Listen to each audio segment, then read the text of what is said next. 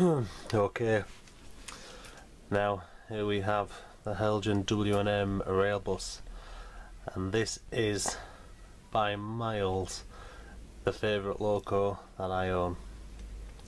I absolutely adore this this model. It is beautiful. Everything about it, the running, the body, the details, it is just amazing. One thing I wanted to do with this when I got it was add figures, but I'm in love with it that much. I just haven't had the guts to start taking it apart. And I don't think it's overly hard either. I think it's just a case of popping those horns off the roof, and there's two little screws underneath the horns that just lift the roof off. Oh, not the camera there. But yeah, I just haven't had the guts to do that yet. It's a brilliant little model. It runs like a dream, slow, smooth, and it weighs an absolute ton. It's by far the heaviest loco that I own. It's really mega heavy. I have no ambition to change anything on it at all, apart from the figures that I mentioned. I did ponder maybe adding a coupling on it, because I've always liked the consist of a rail bus with a dairy tanker for local produce, like they did used to prototypically do. But again, I haven't wanted to deface it by adding a coupling to it, and I haven't been able to successfully add a tanker to it. So at the minute it just stays as this as the rail bus on its own. I use this all the time. This is always on the tracks. This is never off the track. So yeah, out of all these local fleet videos, this one will be my ultimate fave, the Heljan W&M rail bus. And I urge anyone with a small layout, anyone with a branch line or anything like that, get one, because they are brilliant. Okay, that's the shunter show over and done with, and we'll get on to the bigger mainline things. Now here we have Class 20. This is the Lima Class 20, Lima, with the rail freight body shell. Now for a Lima model, the body is really well detailed. I really like especially the that fine handrail that runs down the side. This was off my friend. The body is absolutely beautiful. The motor and the running for a Lima model is astounding. I can quite honestly and easily say that out of all my locos, you know, bar brand new ones, you know, newer modern models, this loco is probably one of the best runners that I own. This will crawl, absolutely crawl, at tremendously slow speeds. So it really is a great, you know, a great runner. And I love it, you know, we all love 20s. I have no plans to do anything with this body. I just love this body too much as it is. It's one of my favourite liveries for a 20. So yeah, no plans, you know, it's a great model, great loco, great runner. It's one of 3 20s, well, theoretically speaking, factually speaking, it's only 120, but I do have different bodies, but we'll see them as well. So yeah, there we go. This is the first Class 20 on Common Barn. And now we move on to Class 20 number 2. Alright, so yeah, as before, it's the same motor, which, you know, I might just say about the motor. Most larger Lima locos had the those pancake motors fitted. This Class 20 doesn't, and I don't know why. And I don't know if it's any other locos or anything like that, but it's a different motor in the Class 20. Like my 33, and I know other larger Lima locos like the 37, etc, all have them pancake motors in. So if anyone knows that, I wouldn't mind knowing why this has a different motor. Anyway, this is BR Blue. It has the Leaping Salmon livery on there. This is an immaculate body. A friend of mine got me this for my birthday last year. I'd watched it on eBay, tried to strike a buy it now deal with this fella, didn't go to plan, so my friend swooped in and and saved the day and bought it for me for my birthday. Again, it's an immaculate body, brilliant condition. Again, this is what I like to see a Class 20 in, rail freight or blue. Not many other liveries took my fancy for the 20. But yeah, I mean, even look at it through this screen, you know, I just love that stance. You know, I love the appearance of a Class 20 in BR blue. So plans for this, maybe a slight weathering around the exhaust. Other than that, I don't really want to touch it. Well, not yet anyway. I just love I love the appearance of it too much. Maybe head code discs. I do like head code discs on 20s as well. But we'll see. Got other things to buy before then. So yeah, there's Class 20 number 2. Alright, and finally for the Class 20s is this, well, the same 20 but disguised number 3. This is my fictitious Class 20. This is my EWS liveried 20. Now this body, it was sent to me by my friend as a spare. And then I don't know if it was me or my friend that came across the EWS 20 that Olivia Trains were selling, with a massive price tag attached to me. I just had. As soon as I saw it, bam! I was, you know, hooked. I was attracted. It looked absolutely brilliant. So I had a go at doing my first proper re-livery job, really. And I mean, well, I don't know what anyone else thinks, but I was like, mega happy, you know, when I finished this. Mega happy. Did the detailing as well as the re-livery and the weathering. The weathering, it needs some touching up here and there. I've probably gone a bit too heavier than what I like. But yeah, I was happy with it. You know, it's got the replacement buffer heads on there, it's got pipe work and on the rear. The paint was the Humbrol rail match, or the Humbrol rail colours anyway, and it is the EWS maroon and the EWS gold, so I was happy when I found the right, you know, the correct colours for it. And then it stayed like that for quite a while, as the transfers were very hard to come by. And then they appeared on eBay. They were actually meant for, I think these are for a 47 maybe, were these numbers for. But they were the same size and the same scale as the ones on Olivia's, so you know, I think they were £11 for a set. So I whipped them up. So we've got the EWS logo on there, the fictitious number 20502. I think the one that Olivia's was selling was 501, so I just, you know, altered it by one. And then it's got the nice little EWS logo there on the cab side. So yeah, anyone who's new subscribers, by the way, you know, let me know what you think of this Loco. You know, it's very Marmite, it's very, you know, against the grain, but I like it. So there we go, the third Class 20. Okay, next Loco up from the Class 20 is the 33. Again, this is a Lima model. Now, it's very hit and miss, is this Loco with me. The appearance of this Lima 33, you know, I've got nothing against. It has weathered bogies, I've weathered the bogies. Detailed that front end. It's my first ever detailing job. Mega proud of how that turned out. It looks, you know, I really do think it looks great. I love the green body, love the yellow panels, you know, but as I was saying about the 20s and the motors, this 33 has the pancake motor in it, and God, is it, you know, is it temperamental. You know, I can get this Loco running, and it will run well, you know, for, oh, I don't know, a few minutes, and then things just go bad for it. You know, it'll stop, it won't come back in the opposite direction, it'll stall. So running wise, it's, you know, and I'll be honest, it doesn't get used at all on the layout, and it's a shame, because I'm happy with the work I've done on it.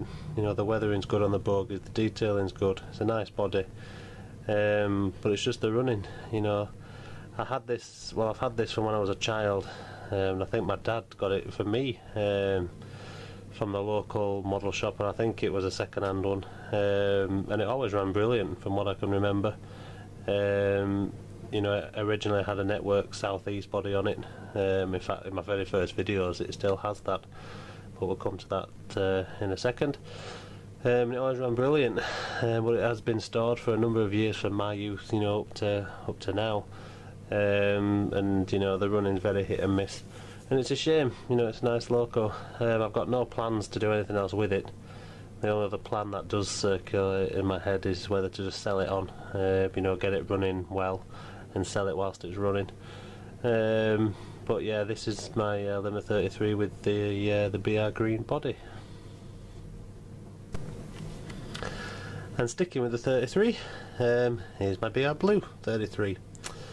Now, as I just mentioned in the clip before, this is the Network Southeast body that I had. Now, way when I started Common Barn, you know, I attempted my very first. Actually, it was my first relivery attempt, and this happened by accident. I was having a go weathering my Network Southeast body. It came out okay, and then I decided that it was too heavy, and I wanted to see a bit more of the livery. So out came the paint removal materials, and whilst removing the weathering, really I went too far, and I started to take away some of the original paintwork underneath, and it was all, you know, upset shock horror. You know, one of the locos from my youth I'd wrecked, and then I just thought, right, you know, I've buggered the paintwork, so I might as well try and, you know, improve it. So off I went, bought a tin of blue paint that I thought could pass as BR blue. It does actually give a more faded BR blue appearance. And off I set, you know, masking off the ends and things like that. And for my very first attempt, it's not bloody bad. You know, I'm not saying I'm a professional or anything like that, but as a first attempt, you know, I expected a hell of a lot more things to go wrong with it than what actually did.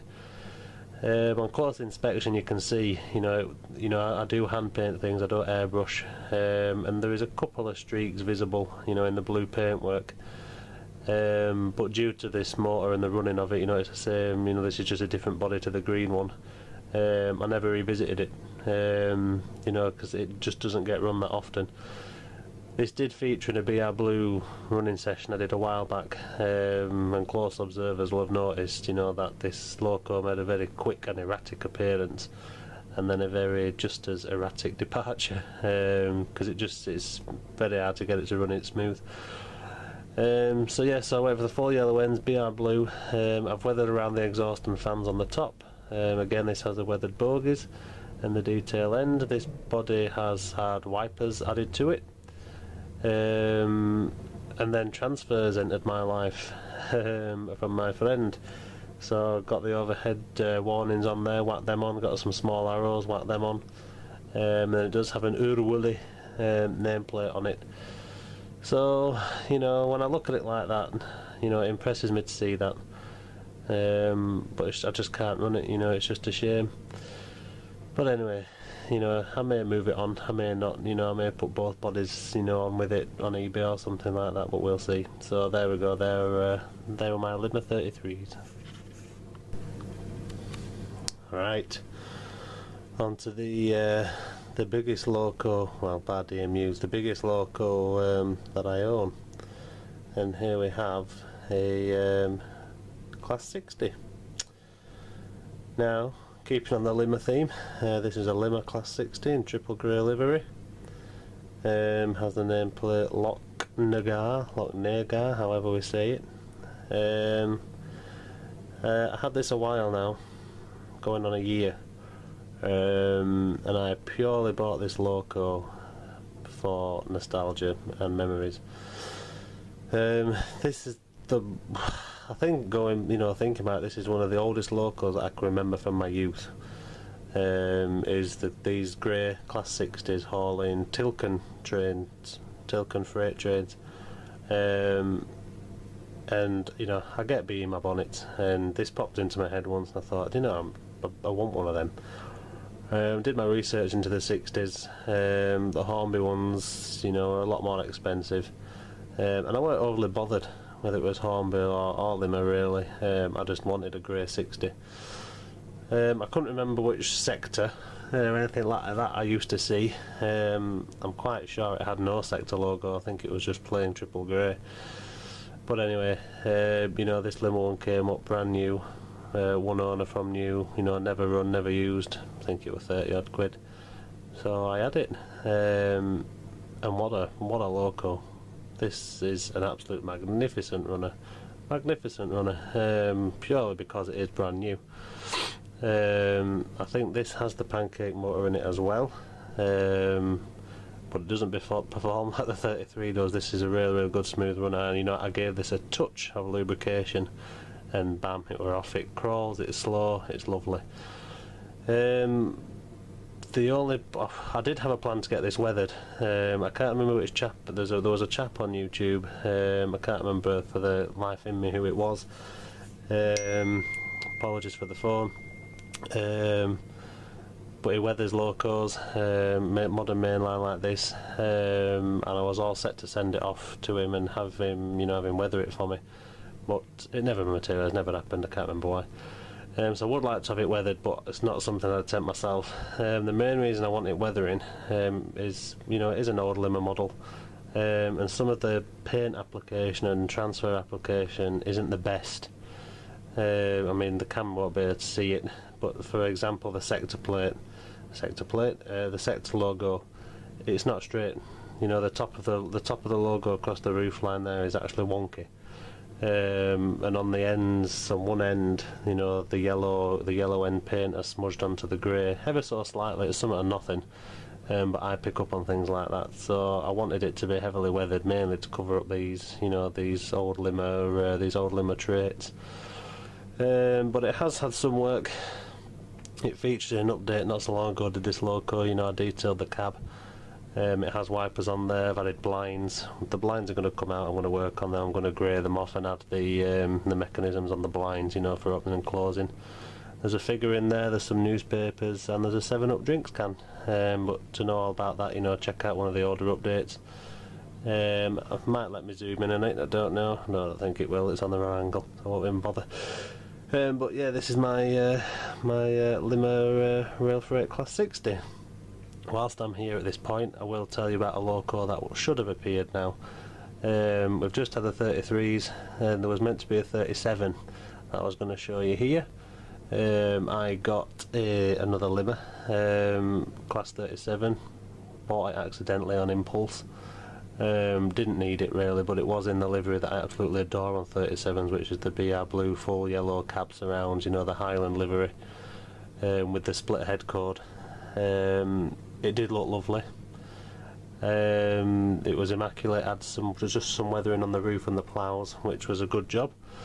And it ran okay. It was okay-ish, but it wasn't, you know, it wasn't perfect like I like to have in my locos. It did tend to not come back in reverse, so it did tend to stall here and there. So I thought, you know what, we'll whack it back on eBay, put it on eBay. And I did actually get a couple of quid more than what I paid for it. But before I put it on eBay, I'd found a loose wire inside, and I found that this loose wire actually came through a hole in the chassis and was meant to be attached to a brass plate behind the wheels. So anyway, when I'd already sold it, you know, I was getting it ready for packaging. I thought, well, better solder that wire back on. Sold that wire back on, and it ran like a dream. It really did run lovely. So I did kick myself a little bit. You know, I should have found that before, you know, I went to sell it. I wouldn't have sold it if I'd have found it before. But yeah, so I just wanted to mention that, you know, I have owned a 37 and lost a 37 in the space of, you know, doing this video. But anyway, that's waffled on a bit for that loco. So there we go. This is the shots for the Class 60. Okie doke, onto the DMUs. Now this is the largest loco I own, not the 60. here we have the Hornby 142 Pacer in a Riva Trains livery. Now this was again from my excellent friend. I again had a bee in my bonnet moment where I needed to have a Pacer, and again because these are locos that I remember. Although actually I think, if I'm being more now, I've knowledged up a bit since my earlier days. I think it was a 144 that I remember. But there's a number of DMUs that I wouldn't mind owning in the red and grey Yorkshire PTE livery. But anyway, so here we have the 142 Pacer, aka Nodding Donkeys, I think these are called.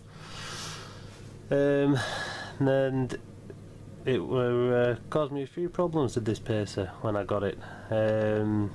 When I put it on the track, it ran, and then it kept stopping, and I never really knew why. And then after I'd done a bit of fiddling around, I noticed one of the axles was loose. So I whipped it up to the the chap at local model shop. He had a look at it, and he ordered just I think it was a whole new motor bogie, maybe, or just that. I'm not sure. Maybe just the axles and wheels, and replaced it. He found straight away that one of them was wobbly, and replaced it all. And I got it back, and it just didn't run at all. It was very jumpy, jerky, and I took it back to him 2 or 3 times and said, look, it's not fixed, it's not repaired. And he insisted that he'd had it on his layout and it ran perfect. It was a lovely runner. Anyway, to finish up, we actually set a loop up on the model shop floor. He bobbed it together and he put it on the track, and off it went. Absolutely beautiful. So it turned out it's something I was doing wrong. Now I knew it wasn't the layout, I knew it wasn't the track. So the chap up at model shop, he put the carriages together. He left them connected together and gave me it in one long tube wrapped in bubble wrap, already joined. Put it on my track, off it went, lovely runner. So the moral of the story is, check your connections between your DMU carriages, because I must have been doing something mega wrong. But yeah, it works now. It's a lovely runner. I don't use it overly that much. Sometimes we have an excursion or a special down on Common Barn, and the Pacer will make an appearance. We don't want to go too modern, with HSTs roll like that on Common Barn, so Nodding Donkey suffices. But yeah, there's the 142 Pacer in a Riva livery. Right, I have the next DMU, the last DMU, and it is the Hornby Class 153 in Regional Railways Blue Stripe livery, the single car unit. What a model!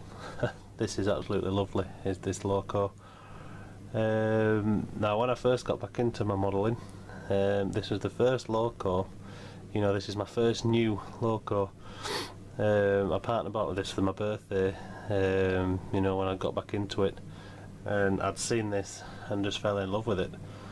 I wanted a single car specifically for Common Barn, back when it used to have a bit more of a modern theme.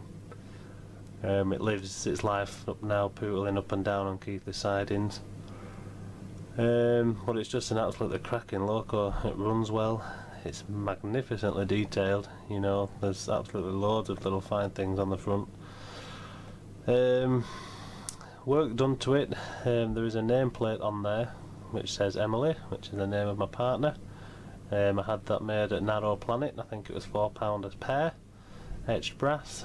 I know these didn't carry nameplates, but she'd got me it for my birthday, and I'd come across this nameplate service, so I was having it, just as a thank you touch. I'm not sure she's not bothered, but I like it. As well as that, I have populated it inside. You can just pick out there, I think, in that first window, a couple sat in that window, but it's populated all the way throughout, and there is a driver added as well. Another thing I added to this Loco was ploughs.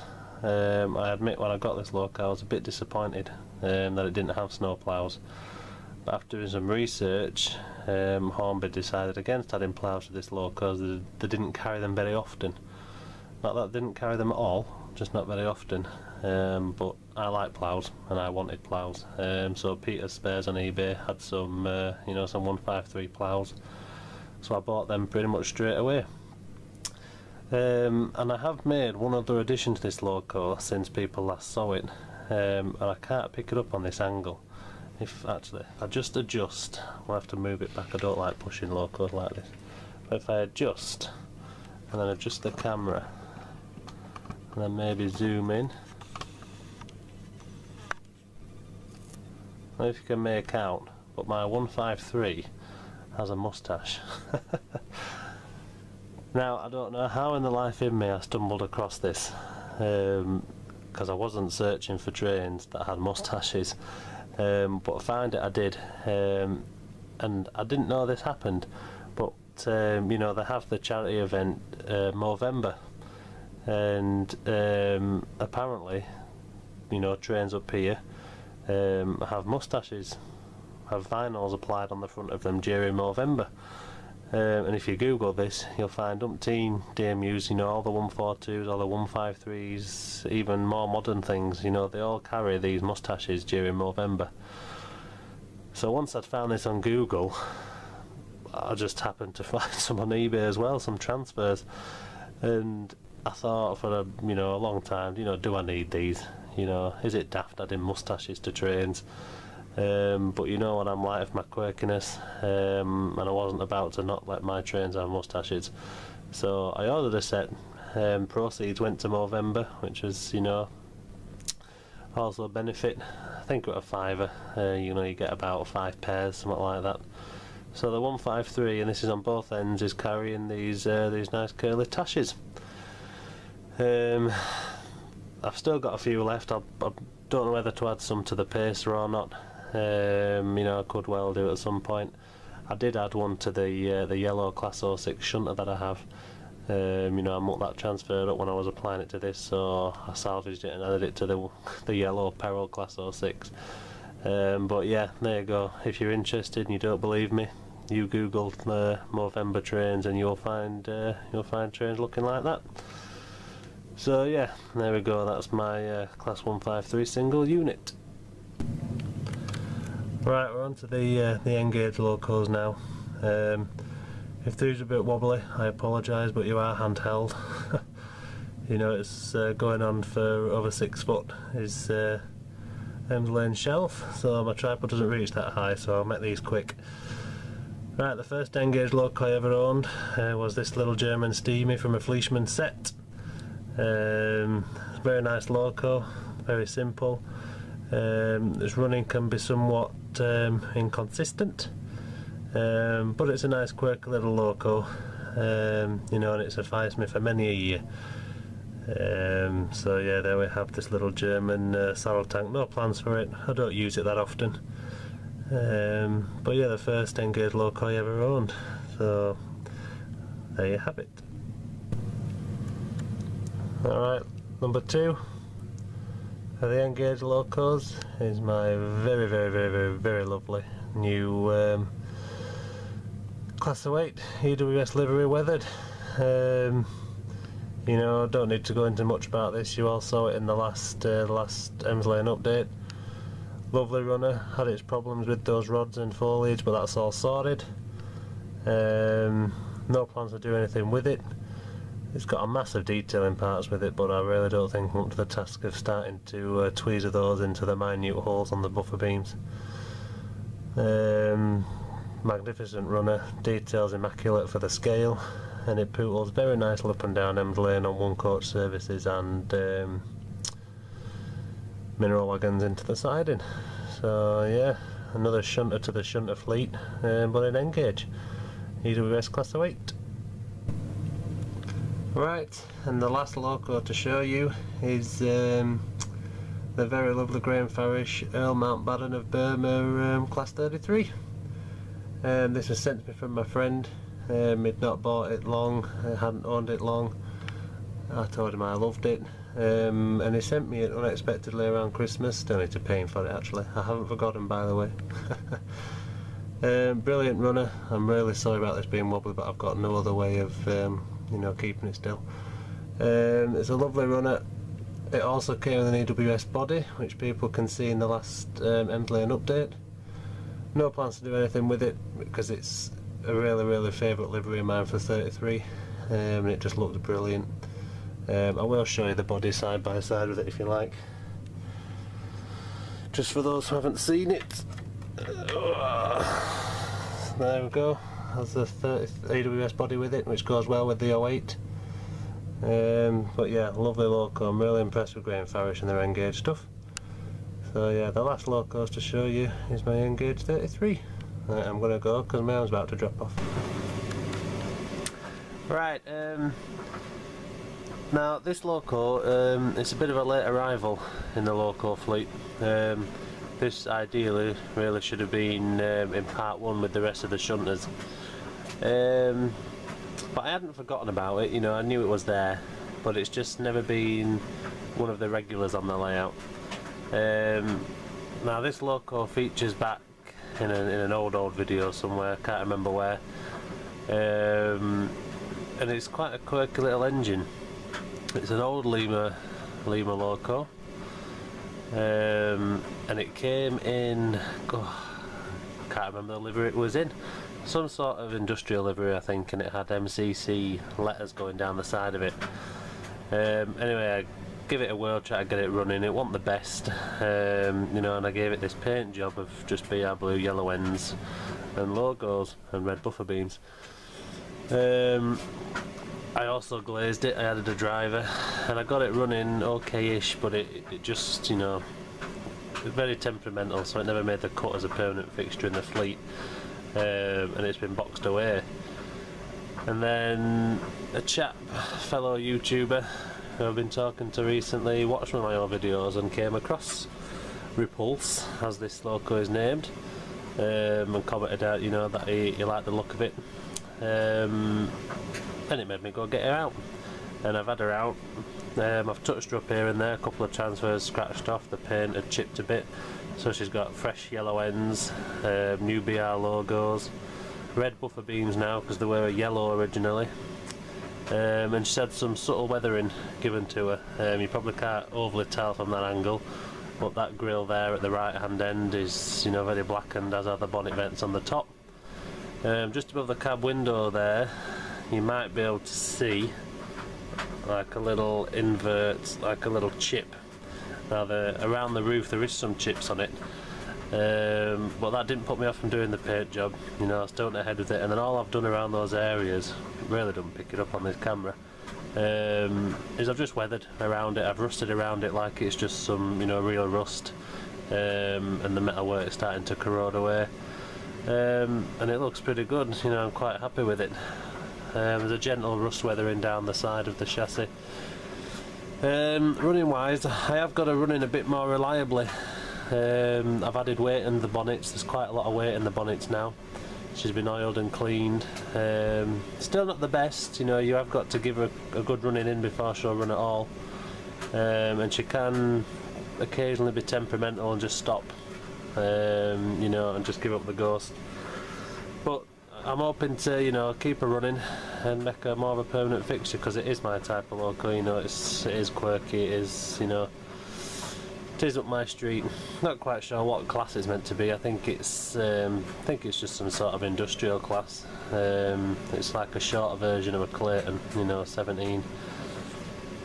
Is it? Yeah. So yeah, there you go, that's Repulse. I just thought I'd add that in, seeing as though she'd been out and worked on lately. So there you go. Right, and we'll move on to the last Loco that I have to show you. Right, this Loco was a bit of a surprise. It came about unexpectedly. Now it is a very little Loco, and it's quite a sought after Loco. It is quite rare. I've watched a few of these on eBay. I've watched a few of these on eBay that have, you know, headed up onwards to triple figures. Certainly around the £80 and £90 mark. I don't know how many of them was made, but I came across this at the Keighley Model Exhibition last weekend that some of you may have watched some footage for. I got there nice and early at the show, specifically to grab some bargains. I did have a Hornby 121 bubble car in the back of my mind, but sadly there wasn't any there. But I'd only been there, what, 10 to 15 minutes, came to the first trader stand, and I noticed this Loco. It was in quite a distinctive box, not a box you see very often. Picked it up and I couldn't believe, you know, that it was there, and I couldn't believe the price that it was there for. Now I was extremely tempted there and then, but you know, I did have my in the back of my mind. I had, you know, about this 121 bubble car that I was pursuing from a shop, and in the finish up I put it down and thought, you know what, maybe it's not for me, and I'll let it go. And off I went around the show. I was looking around that show for 2 hours, and on the way out past this trader stand, this Loco was still there. So to me it felt like a bit of an omen. So you know, I went back to the stall, couldn't believe it was still there, still at the same price, and I picked it up again. I ummed and ahed, you know, but I couldn't leave it.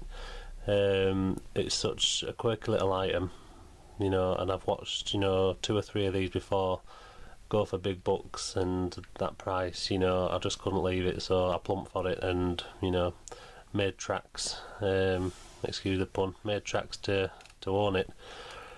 I'm glad to say that it's in impeccable condition. The rumours I've heard about this Loco are true, and it's just, I'm very happy, very happy.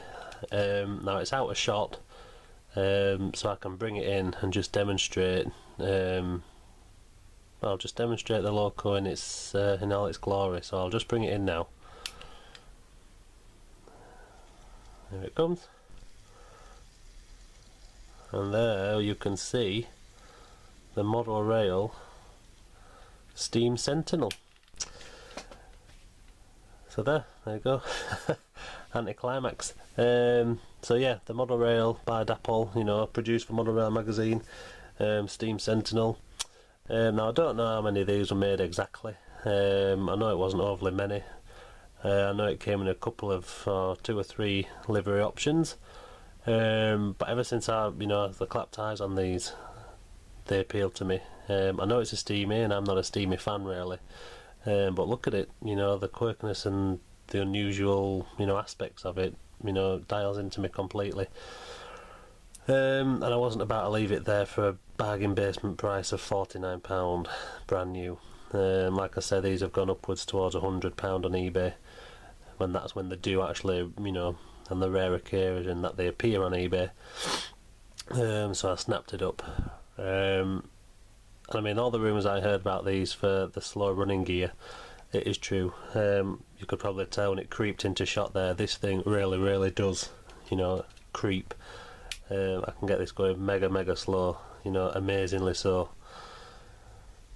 I wouldn't mind timing it actually up and down common bar and see how long it would take it to go from one end to another. So yeah, there we have Steam Sentinel in LMS livery. So yeah, I'm not a steamy fan, but I wasn't about to leave it, much to the disgust of my friend. You know who you are. But it's just it's absolutely brilliant. You know, there's mega details on there. I mean, those handrails there on the side have got to be some of the smallest, thinnest handrails I've ever seen on a locomotive. They really are mega thin wire, and as you can see, it runs like a charm. So yeah, this is the most recent purchase, and the surprise one to show you in the Loco fleet video. So hopefully, you know I keep saying it about a running vid, but hopefully now I've had all the Locos out, you know, there will be one. Won't mind getting this in on the action just to show its capabilities. But yeah, I'll work on that. So there you go, that is all the working Locos down on my layouts, ending on this beautiful Dapol Model Rail LMS Steam Sentinel. Right everybody, so there you go, that is the end of the Loco Fleet video. I think people can agree it's progressed a lot since the very first Loco Fleet video I did, you know, them years ago. But I hope you enjoyed it. I've enjoyed doing it. You know, I've enjoyed routing them all out and giving them all, you know, a closer look. I know I keep saying it, but I will add running sessions of them all. You know, it is my intention. It's just getting around to doing it. I would like to give them all, you know, a little shot for you. So that is the plan. But for now, I hope you all enjoyed seeing the locos. You know, drop me comments, tell me what you think of the collection. I just thought I'd add, you know, at this end, there is one loco that I am dying to get my hands on at the minute. I don't want to mention it just in case I jinx it. You know, if I get it, you will all see it in, you know, in a future video. Other locos that I won't mind, the Heljan 05, what's promised, the NCB Batman Class 04, the NCB J94 from Hornby. That's about it. I'm also thinking of maybe getting into some kit building and things like that. You know, there's a lot of quirky locos out there that come in kit form, so it's an area I've not really gone into, is, you know, with brass kits and white metal kits and things like that. So watch this space on that one. But anyway, I'm going to go. You know, this video has gone long enough. I hope you all enjoyed it. Please leave your comments and your feedback. I like to listen to them. And I hope you all enjoyed seeing the loco fleet. So until the next video, thanks for watching, and goodbye.